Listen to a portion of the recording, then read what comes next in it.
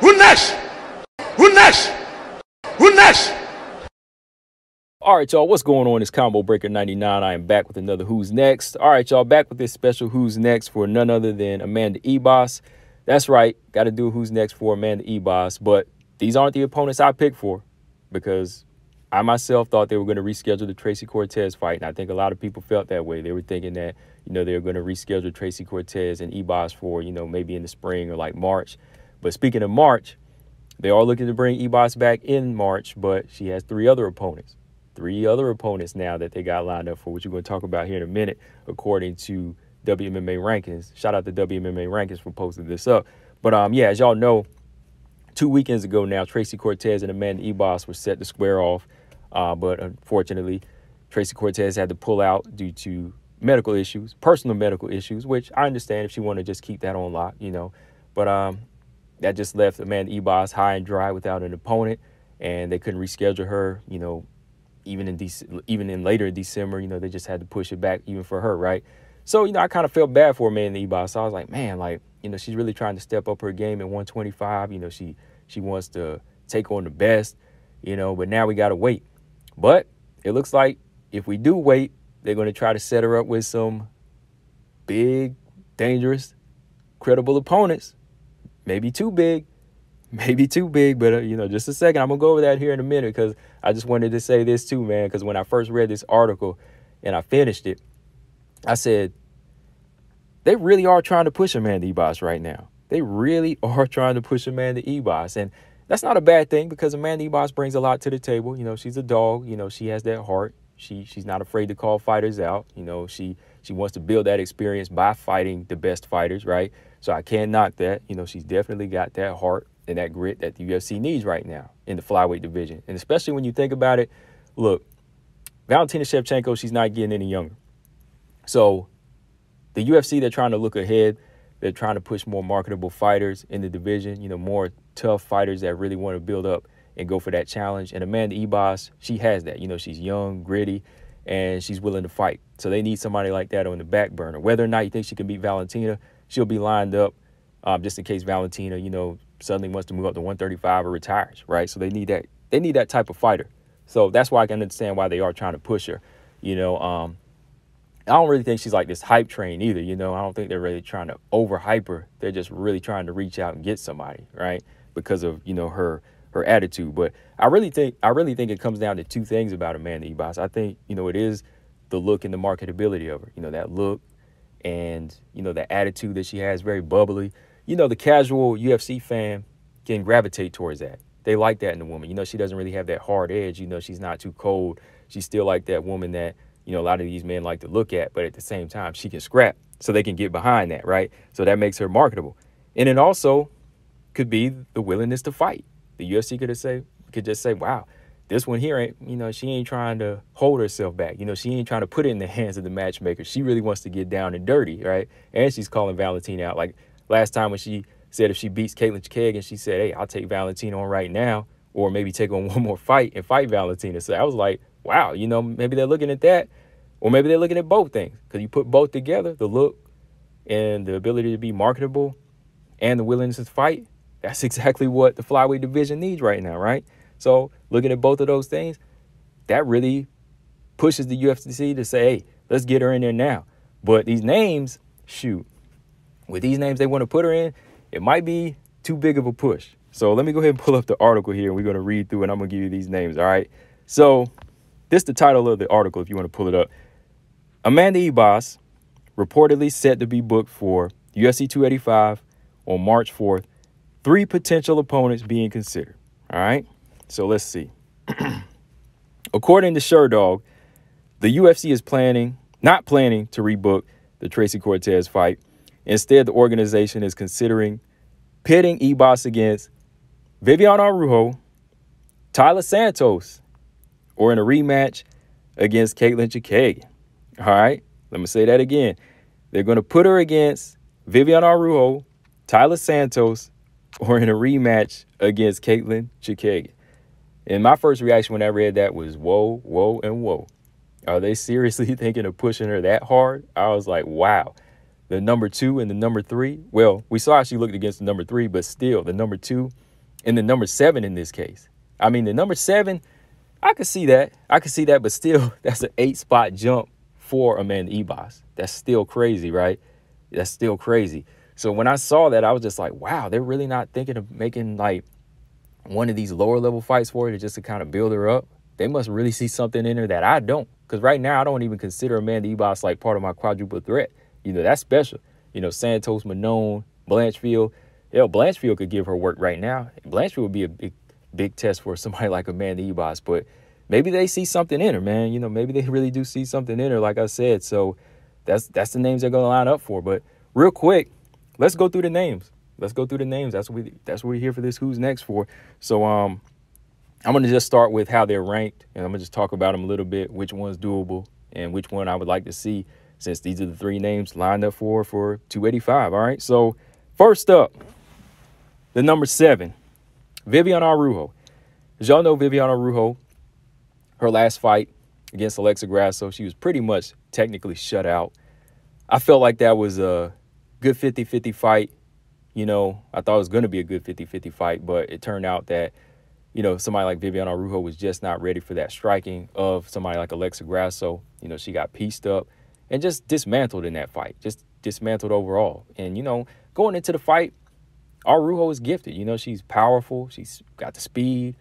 She's got her own, like, style of striking for 125, very quick, very awkward. It's just the thing she lacks, like, the IQ, the gas tank.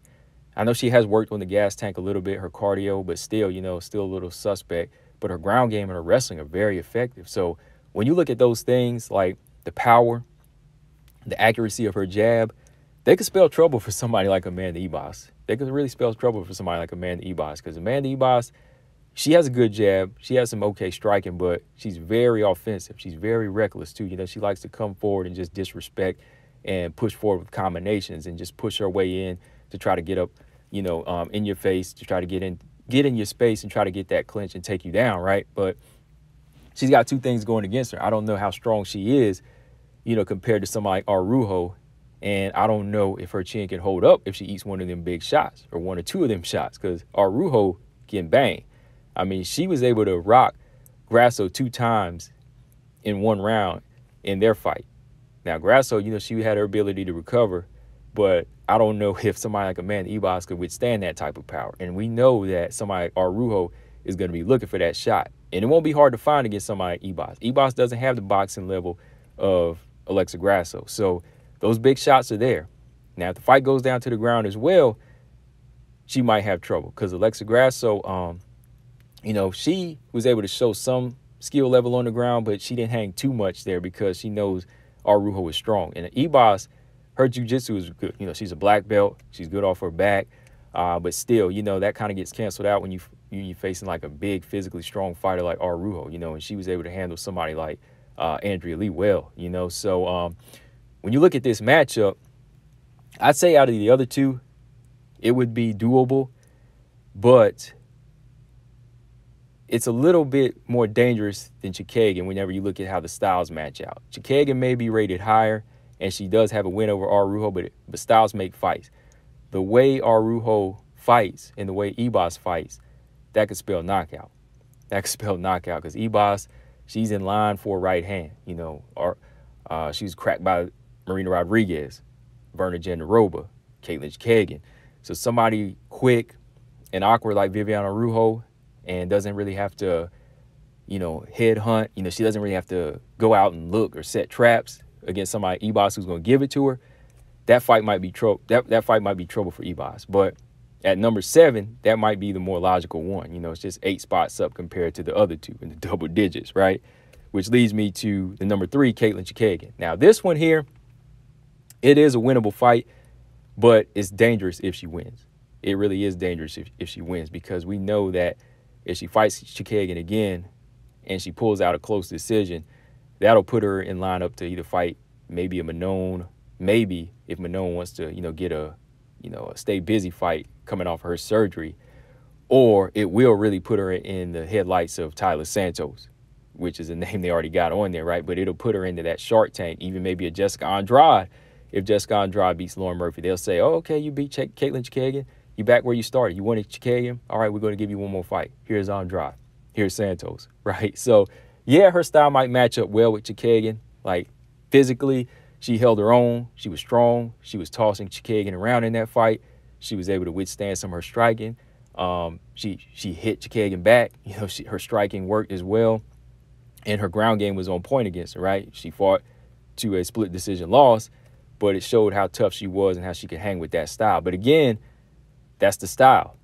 It really came down to the style matchup there. I still don't think Ibas is top 5. She gave that number 1 at the time trouble, but that was just style now. So I think that is a fight she could go in there now and take and possibly win this time, you know, because she could make the right adjustments and she knows what Chikagian brings, but still she could lose again because Chikagian could just get better and say, this time I'm going to just box her. I'm not even going to, you know, let her get in close. I'll just jab her to death. You know what I mean? Hit her with these right hands. And she could stop her, too. You never know. Chikagian could know that, hey, I can really sit down on my punches and hurt this girl if I line her up right for a couple right hands, you know? So that was kind of a lose-lose for her. You know, could put her in that Shark Tank. She lose again. She lost to Chikagian 2 times, right? And that'll kind of mess up the UFC's plan overall, right? All right, last but not least, this is probably the worst matchup here. This one here kind of spells lights out, in my opinion. The number 2, Taila Santos. All right. Now, they probably put this one out here because, you know, Taila Santos wants the Valentina fight, but Valentina doesn't want to fight her. Valentina's lined up. You know, she wants to get lined up to fight Manon since Manon is number 1. But that's another video. And Manon right now is out for surgery, right? So Taila Santos not getting the rematch with Valentina Shevchenko, they would more than likely put her in the mix of, you know, taking on somebody that they're trying to push up to the top. So that's why that's probably being lined up. But how that fight matches up style-wise, I don't like it. I really don't like it for Amanda Ibas. You know, that's 13 spots up against a big, physically strong flyweight, you know, one that could hurt her as well, one that has some heavy hands, hard puncher that could just, you know, walk her down and light her up to the body and to the head. This one really does spell knockout to me. Like, I don't even think Santos would have to waste time, you know, really ragdolling or clinching up here. I think if Ibas tries to walk Taila down or meet her halfway in the center, then, you know, Taila Santos has no trouble finding that chin. So to me, this is just a style nightmare. This is just a style nightmare for somebody like Amanda Ibas right now. You know, it's just not realistic for her to jump up 13 spots to fight Santos, because that would probably be considered a title eliminator too. So that would just put her again into that Shark Tank. So these 2 top names, those aren't good names for her. They're not good names. The logical name would be Araujo, but even then, that one's dangerous. That one is really dangerous. So, yeah, honestly, they're all major jumps, especially Chikagian and Santos again. Santos, to me, doesn't really need that fight. To me, she doesn't need that fight. The matchmakers really need to be putting Grasso and Santos together, since Valentina doesn't want the rematch with Santos right now. We need to see Santos Grasso.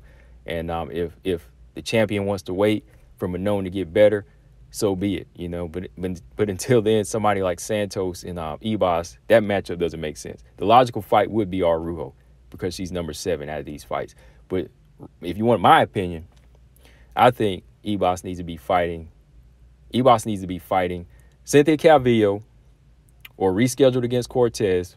But maybe she's not going to be ready in time for Ibas's turnaround. Maybe she won't be ready by March, so that's probably why they're not rescheduling that fight. So maybe somebody like Calvillo. I was going to say Andrea Lee, but Aaron Blanchfield. And if it was to be an unranked fighter, J.J. Aldridge. You know, J.J. Aldridge or Jennifer Maia or Cynthia Calvillo. Those would be the names that I would give Amanda Ibas. I would not give her Araujo, Santos, or Chikagian. Not at this time. Chikagian, I know people say, oh, she could beat her. But yeah, if she beats her, you know she's going to get into that top 5, and then she's going to be fighting girls like Andrade and Santos, who I don't think she's ready for, right? So yeah, let me know what you guys think in the comment section. I just kind of wanted to come through and do this Who's Next for her, since, you know, the UFC had these 3 names out. But in my opinion, I really think it is going to be Viviane Araujo.